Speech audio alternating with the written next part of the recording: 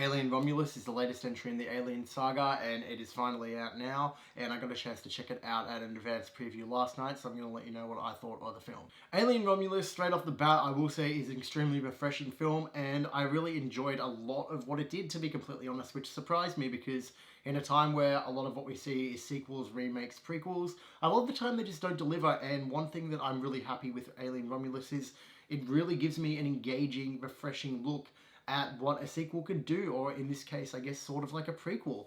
And I've got to give props to the writers and director of the film. The film is really engaging right from the get-go. I will say that immediately right off the bat, I noticed that the shots and the cinematography is engaging and captures especially what the 1979 film, I think, tried to do very well, which is convey a creepy, eerie sense of horror, but also unsettling sci-fi, and I think this film does a great job of replicating that. The film is also extremely well paced. I don't think there was very many moments at all where I was checking the time and waiting for things to happen. The film is very good at locking you in very early, keeping the story relatively simplistic as well. I didn't feel like it was over convoluted. I felt like it was fairly easy to follow, and it's definitely a good time from the get-go. I can't imagine you guys getting halfway through the film wanting to leave. It's sort of like the thing where, you know, it slowly builds up to the climax you'd expect from an Alien film, but at the same time leaves you with enough bits along the way, enough twists and surprises to where, you know, you're happy along the journey as well, and you're not just waiting for the end. As I already mentioned, the movie not only looks great, it's captivating, but it also is extremely good with its action scenes.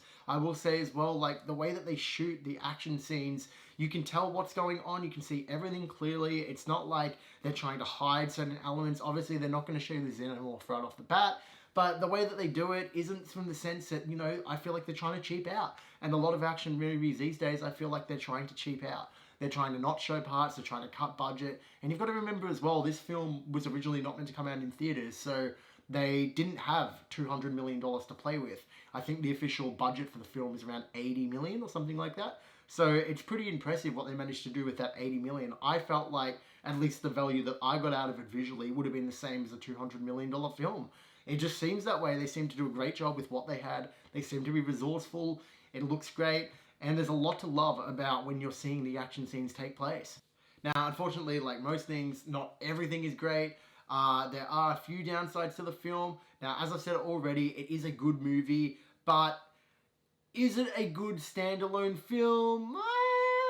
It feels very much like a remake, if I'm being honest. And I don't mean a shot-for-shot remake, the Lion King or something like that. What I'm talking about more so is it feels very much inspired by the 1979 film, which is really great in some sense, but once again, kind of like movies like The Force Awakens, it feels like it's piggybacking a lot off the nostalgia aspect, which, once again, in some cases isn't all that bad, but in some cases it becomes very, very noticeable. I feel like this film is one of the ones where it's pretty noticeable to the point where you can't help but think that they've watched the original, jotted down the key points of that film, and kind of just tried to translate them to this one as best as they can.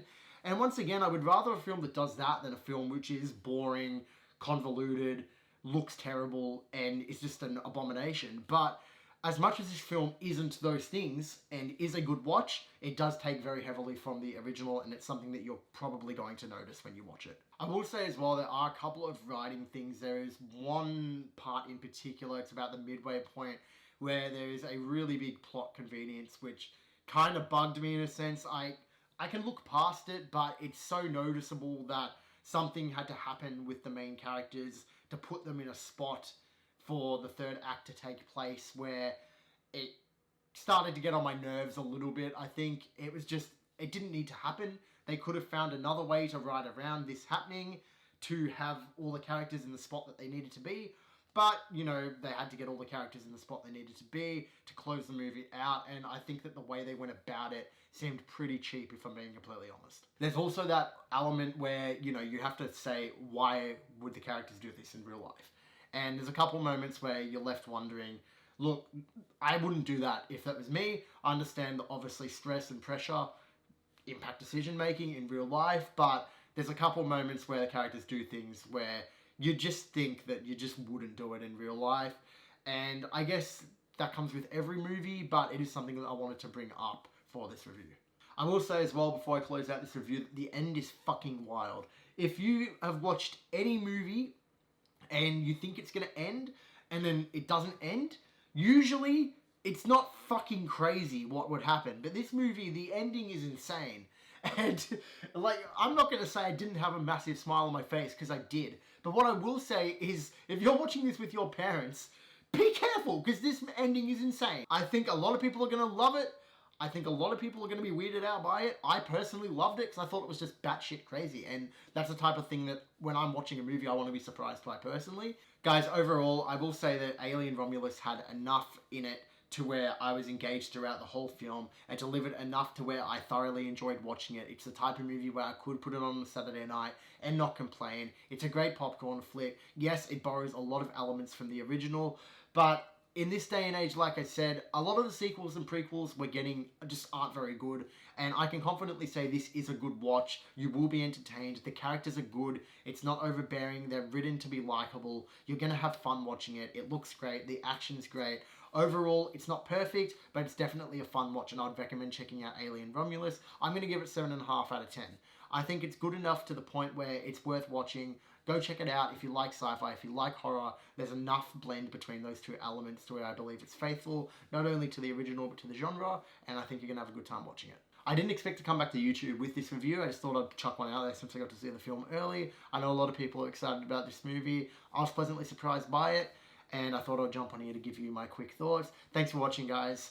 Appreciate it. Leave a like if you enjoy, and I hope you enjoy the movie.